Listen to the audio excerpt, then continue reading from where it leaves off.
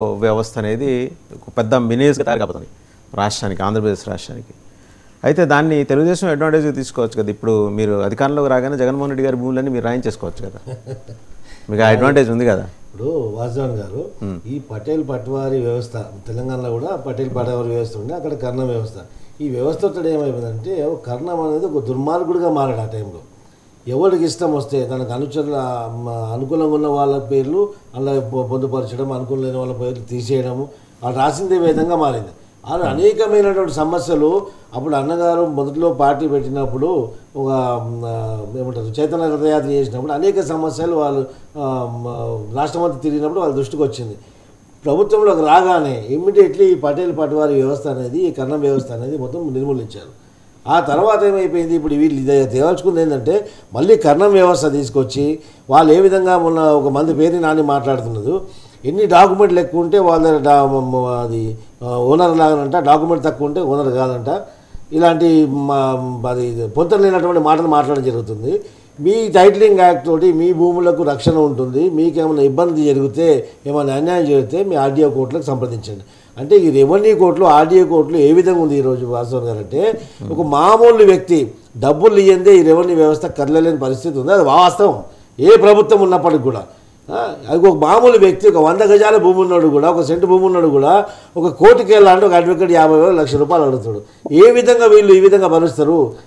ఈ యొక్క land titling act ఒక ముఖ్యమంత్రి గారు కూడా ఒక టీవీ ఛానల్ ఇంటర్వ్యూలో దీనికి ఇన్సూరెన్స్ కల్పిస్తారు. ఏ విధంగా ఇన్సూరెన్స్ కల్పిస్తారు? ల్యాండ్ టైటిలింగ్ యాక్ట్ మీరు తెచ్చిన దాంట్లో ఇన్సూరెన్స్ అన్న పదం ఇప్పటిదాకా దీంట్లో రాలేదు, కనిపించలేదు.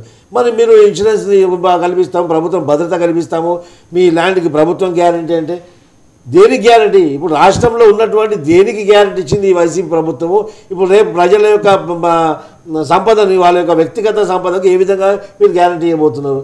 ఇదంతా కూడా ఏమైందంటే ఇప్పుడు రేపు ప్రభుత్వంలోకి ఒకవేళ కానీ వస్తే వాళ్ళకి ఇష్టం ఉన్న దగ్గర వాళ్ళు భూములన్నీ డైవర్ట్ చేయడము, లేనిపోని ప్రభుత్వమే లిటిగేషన్ క్రియేట్ చేయడం. ఏ విధంగా అయితే ఇక్కడ ధరణి ప్రవేశపెట్టి ఆ ప్రభుత్వమే ఇక్కడ లిటిగెంట్ అయింది, ప్రభుత్వమే అనేకమైనటువంటి భూములు లిటిగెంట్గా తయారయ్యి టైటిలింగ్ అంతా మార్చేసి ఇష్టారాజ్యంగా ఈరోజు అధికార పక్షం ఏ విధంగా చేసిందో, ఈరోజు మీరు అన్నట్టు రెవెన్యూ కోర్టులలో, ఆర్డీఓ కోర్టులలో మీరు సమస్యలు ఆర్డీఓ ఉంటారు, సమస్య తీరుస్తారని.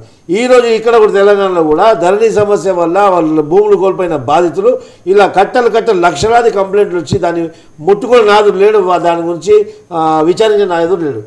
అదే ఇక్కడ ఏ విధంగా అయితే దోపిడీ జరిగిందో అదే విధమైన దోపిడీ అక్కడ జరగబోతుంది. ఆ దోపిడీకే ఇక వీళ్ళు కుట్ర పంతున్నారు. ఇది మొత్తం ల్యాండ్ టైటిలింగ్ యాక్ట్ అనేది అది యాక్ట్ తీసేయాలి. యాక్చువల్లీ కేంద్ర ప్రభుత్వం ఒక ముసాయిదా తయారు చేసినప్పటికి కూడా వాళ్ళు పరిపాలించేటువంటి రాష్ట్రాలలో కూడా అది అమలు పరచలేదు. అమలు పరచాలనుకుంటే దాని గురించి ప్రస్తావన కూడా తీసుకురాలేదు.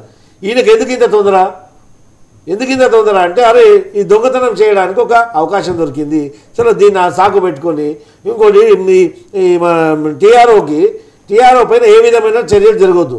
ఇంతకుముందు కూడా ఒక జియో చూశారు మనము మాలకొండ పైన అది ఆరోపణలు వస్తే కూడా వాళ్ళ మీద ఏం యాక్షన్ తీసుకోవద్దని చెప్పి జియో వేయడం జరిగింది. ఏ దేశవ్యాప్తంగా స్వాతంత్రం వచ్చి నుంచి ఇలా అభియోగాలు ఉన్నటువంటి అధికారి పైన మీరు చట్టపరమైన చర్యలు తీసుకోవద్దని చెప్పేసి జియోలు తీయడం ఎంతవరకు కరెక్ట్? అంటే వీళ్ళు దొంగల కొమ్ము కాస్తున్నట్టు ఈ ప్రభుత్వమే ఒక దొంగల ప్రభుత్వమా మారింది ఇది. రైట్.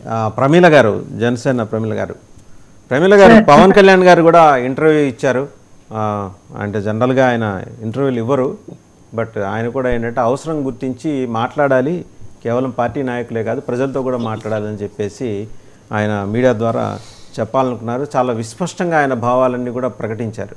ఎందుకు తాను జగన్మోహన్ రెడ్డిని వ్యతిరేకించాల్సి వచ్చింది అంటే ఆ దాష్టీకాల కారణంగానే తాను జగన్మోహన్ రెడ్డిని వ్యతిరేకించాల్సి వచ్చిందని చెప్పుకుంటూ వచ్చారు. అండ్ అలాగే ఏ క్రమంలో పొత్తు పెట్టుకోవాల్సి వచ్చింది క్లారిటీ ఇచ్చారు. 40 ఏళ్ల సీనియారిటీ ఉన్న చంద్రబాబు లాంటి నాయకుడికే దిక్కు దివాణం లేకపోతే సామాన్యుల పరిస్థితి ఏంటి? అందుకనే జైలుకు వెళ్ళి మరీ ఆయనకి సంఘీభావం ప్రకటించాను. అంతేగాని తనకు ఆయన అంతకుముందు సంఘీభావం ప్రకటించారు కాబట్టి అదేదో in response to his gesture వెళ్ళి నేను చేయలేదు అని చెప్పారు, రాష్ట్ర ప్రజల ప్రయోజనాల కోసం అని చెప్పేసి.